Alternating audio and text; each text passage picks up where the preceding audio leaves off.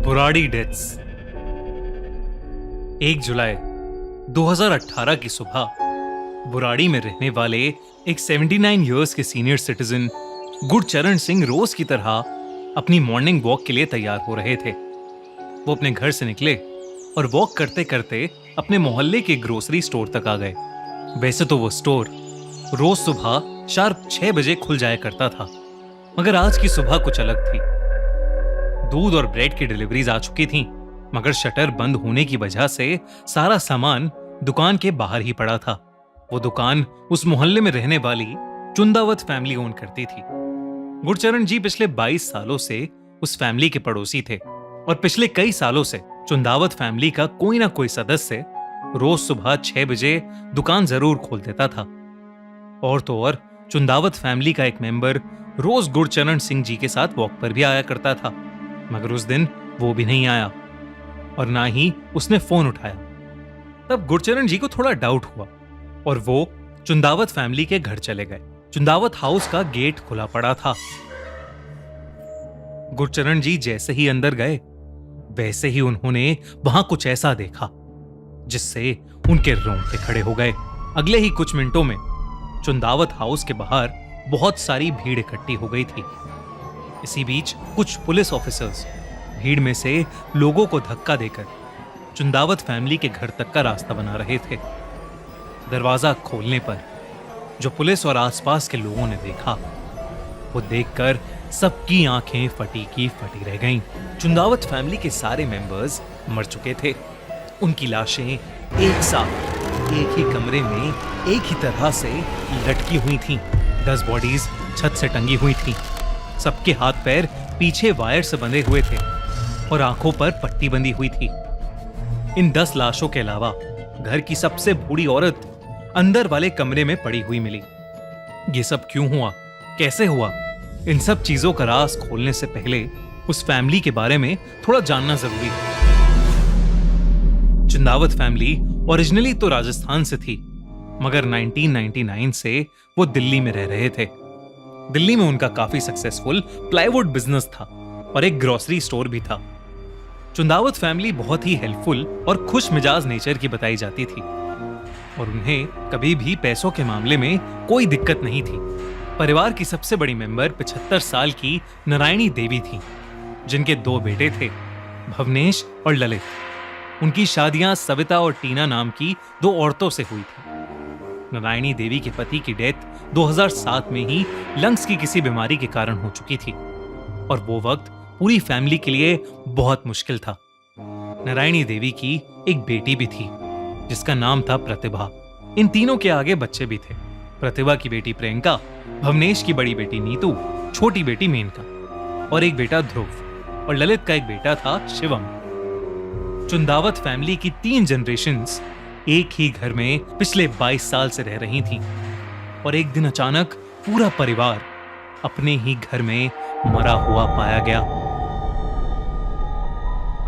जब पुलिस ने उनके पूरे घर की छानबीन की तो वहां बहुत सारी डायरीज मिली जिनमें किसी विधि के निर्देश लिखे हुए थे। उन्हीं निर्देशों को फॉलो करते हुए चुंदावत फैमिली पिछले 10 सालों से जी रही थी। उन डायरीज में ऐसी भी बातें थीं जो किसी अलग और अननोन शक्ति की तरफ इशारा कर रही थीं। मगर ये सब शुरू कहां से हुआ? दोस्तों, अगर आप फास्ट और कैजुअल मोबाइल गेम्स देखते रहते हो तो मार्केट में एक नया गेम आया है, चिकन रोड पायरेट एडिशन। इसमें प्लेयर्स को डिसीजन लेने होते हैं। कॉन्सेप्ट सिंपल है और काफी लोग इसे ट्राई कर रहे हैं। ये गेम सिर्फ उस येलो ब्लैक ऐप के अंदर अवेलेबल है जिसे हम सब जानते हैं। वहाँ बहुत सारे ट्रेंडिंग गेम्स मिलते हैं और अब ये गेम उनमें काफी दिख रहा है। डिटेल्स के लिए लिंक पिन कमेंट में दिया हुआ है। अगर गेम देखना चाहते हो तो वहां से चेक कर सकते हो।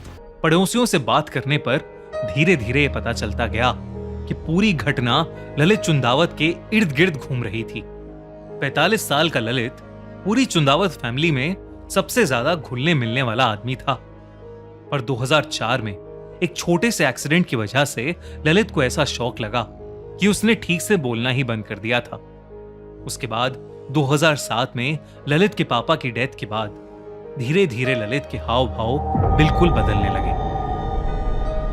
उसके पापा के अंतिम संस्कार के समय उनकी आत्मा की शांति के लिए चुंदावत फैमिली ने घर पर 10 दिन के लिए एक पाठ रखवाया था।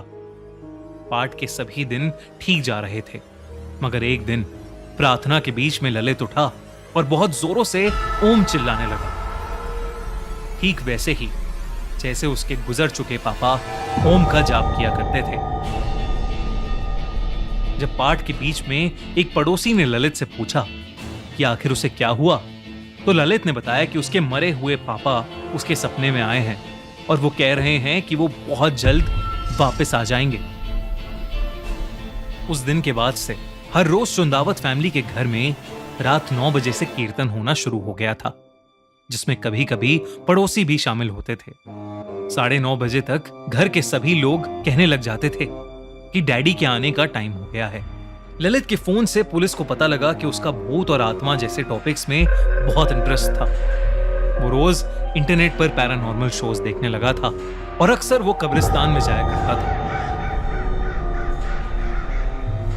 घर में रोज चल रही पूजा के बाद उन सभी का लाइफस्टाइल बदलने लगा। शराब और नॉन वेजिटेरियन खाना बंद हो गया और सब वेजिटेरियन बन गए। पूरी फैमिली डायरीज में लिखे इंस्ट्रक्शंस और रूटीन्स को स्ट्रिक्टली फॉलो करने लगी थी। उन सभी डायरीज में से एक डायरी में साफ साफ लिखा था कि उन सबके लटक जाने के बाद एक सुपर नेचुरल फोर्स उनके घर में आएगी और उन्हें मरने नहीं देगी, बल्कि उन्हें मोक्ष देगी।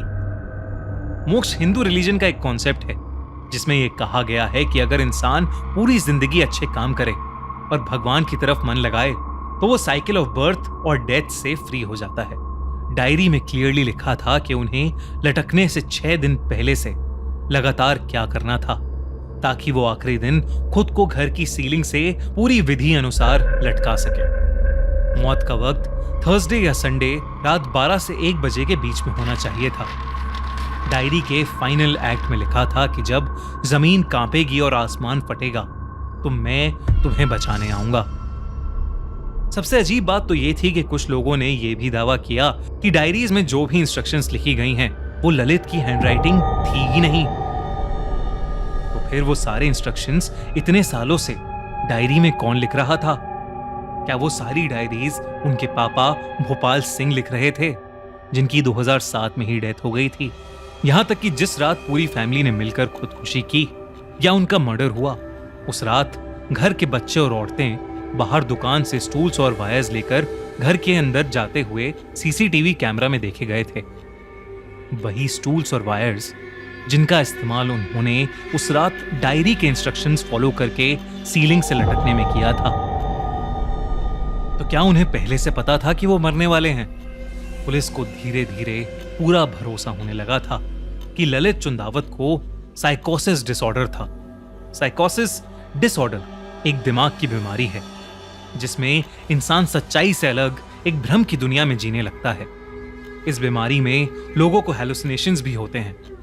पुलिस का तो यह भी मानना था कि पूरी चुंदावत फैमिली को ही शेयर्ड साइकोसिस डिसऑर्डर था, जिसमें सब लोग पेशेंट को फॉलो करने लग जाते हैं क्योंकि वो एक दूसरे के बहुत करीब होते हैं और सारे लोग पेशेंट पर भरोसा करने लगते हैं। मगर क्या ये सच में पॉसिबल है कि पूरी चुंदावत फैमिली इस भ्रम की शिकार होने लगी थी? कई लोगों को इस थ्योरी पर बिल्कुल भरोसा नहीं था। इस पूरी घटना के लगभग सारे ही सवाल बस एक रहस्य बनकर रह गए हैं, एक ऐसी भयानक कहानी बनकर जिसने पूरी दिल्ली को हिलाकर रख दिया था। आपको क्या लगता है, क्या हुआ था उस रात बुराड़ी में? हमसे कमेंट्स में अपनी थ्योरी शेयर कीजिए। दोस्तों, अगर आपको ऐसी ही क्राइम स्टोरीज में इंटरेस्ट है तो हमारा channel the crime show by खूनी मंडे अभी सब्सक्राइब करो, क्योंकि हम वहां पर लेकर आते हैं आपके लिए रियल लाइफ क्राइम स्टोरीज। तो अब जल्दी से जाओ और द क्राइम शो बाय खूनी मंडे पर देखो ट्रू क्राइम स्टोरीज। और अगर आपको ये वीडियो अच्छी लगी तो हमारा चैनल खूनी मंडे सब्सक्राइब करना बिल्कुल मत भूलना।